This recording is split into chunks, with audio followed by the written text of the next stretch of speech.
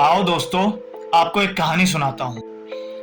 4 जून 2017 को एक 17 साल की बच्ची एक नेता के घर नौकरी के लिए जाती है। फिर कुछ दिनों तक उसके साथ बलात्कार होता है, उसे नशीले पदार्थ दिए जाते हैं, उसे मारा जाता है, पीटा जाता है, धमकाया जाता है और एक तीसरे आदमी को 60,000 रुपए में बेच दिया जाता है। इतना कुछ होने के बाद भी वो बच्ची हार नहीं मानती है। 17 जून 2017 को वो बच्ची रिपोर्ट लिखवाने के लिए पुलिस स्टेशन जाती है, जहां पुलिस उसकी रिपोर्ट लिखने से मना कर देती है। अंत में 20 जून 2017 को पुलिस एफआईआर रजिस्टर तो कर लेती है, लेकिन कथित आरोपी का नाम लिखने से अब भी इनकार कर देती है। 17 अगस्त 2017 को वह बच्ची इस पूरे मामले की एक चिट्ठी उत्तर प्रदेश के चीफ मिनिस्टर को लिखती है।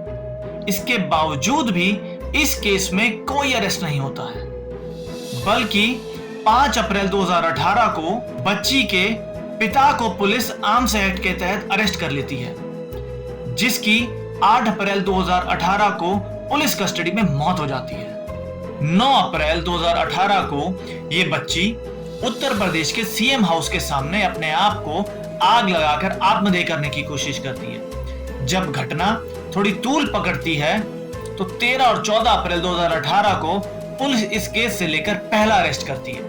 कहानी अब असली मोड़ लेना शुरू करती है। लड़की के पिता के मौत के मुख्य गवाह यूनुस की थोड़े दिन में मौत हो जाती है।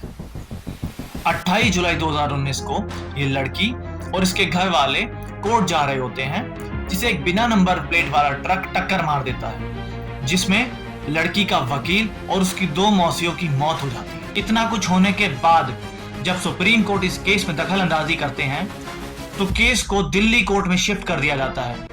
आरोपी पे सारे इल्जाम साबित हो जाते हैं। आरोपी को 16 दिसंबर 2019 को आजीवन कारावास की सजा सुनाई जाती है। अब आप सोच रहे होंगे ये 90s की कोई बॉलीवुड की फिल्मी कहानी है। ये फिल्मी कहानी नहीं है दोस्तों, ये उन्नाव रेप के सर्वाइवर की सच्ची घटना है। लेकिन फर्क बस इतना है कि बॉलीवुड की पिक्चर में लास्ट में विलन मर जाता है, लेकिन असलियत में विलन की सजा हाई कोर्ट से निलंबित हो जाती है और वो बाइज्जत बरी होकर अपने घर आ जाता है। और जब वही पीड़ित लड़की और उसके घर वाले धरना देते हैं मार दिए जाने के डर से, तो पुलिस उनको मारते हुए उठा ले जाती है। अगर देश के अंदर यही होना है तो बॉर्डर पे वो सिपाही क्यों अपना सीना तान के खड़ा है? दुश्मन तो देश के अंदर है और ऐसे लोगों को चौराहे पर कोड़े मार के चाहिए।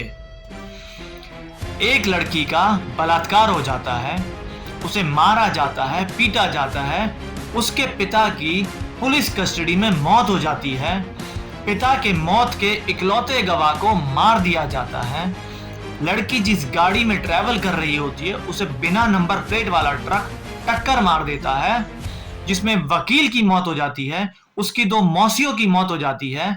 क्या ये किसी न्यायपालिका, किसी पुलिस वाले को नजर नहीं आता है? कई देशों में चोरी करने वालों के ताकि वो दोबारा चोरी ना कर सके। भारत में भी रेप करने वालों के साथ कुछ ऐसा ही होना चाहिए। तो जब तक कुछ समझदार, सेंसिबल और क्रांति वाले लोग सरकार में नहीं आते हैं, इंसाफ करने वाले लोग न्यायपालिका में नहीं आते हैं और सुरक्षा देने के लिए पुलिस में नहीं आते हैं, मैं भगवान से प्रार्थना करूंगा कि ऐसे आरोपी लोगों की आयु लंबी हो और इनको ऐसी ऐसी बीमारियां हो कि ये मौत के लिए तरस जाएं। गीता में भगवान श्री कृष्ण ने कहा था, अधर्म का साथ देने वाला भी उतना ही अधर्मी है। याद रखना, भगवान के घर देर है, अंधेर नहीं। और जब तक ऐसे लोग हमारे समाज में हैं, हमारा भारत विजयी नहीं हो सकता।